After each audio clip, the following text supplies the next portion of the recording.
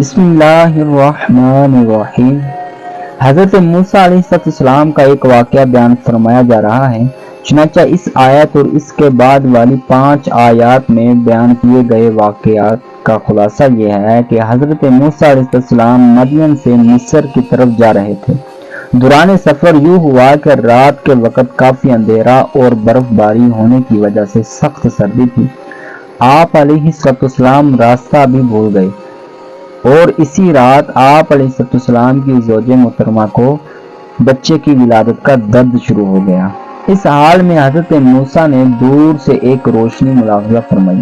آپ علیہ السلام نے اپنی گھر والی سے کہا، میں نے ایک آگ دیکھی ہے، تم یہی ٹھہرو، میں اس طرف جاتا ہوں اور تمہارے لیے تھوڑی سی آگ یا راستہ کی خبر لے کے آتا ہوں، یا اس سے کوئی چمکتی ہوئی چنگاری لے آؤں گا تاکہ تم اس سے گرمی حاصل کرو اور سردی کی تکلیف سے امن پاؤ۔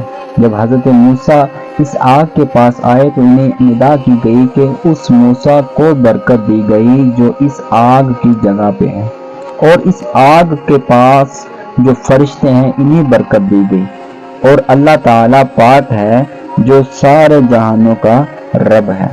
اے موسیٰ، بات یہ ہے کہ میں ہی اللہ ہوں جو عزت والا، حکمت والا، اور اپنا عصا زمین پر ڈال دو۔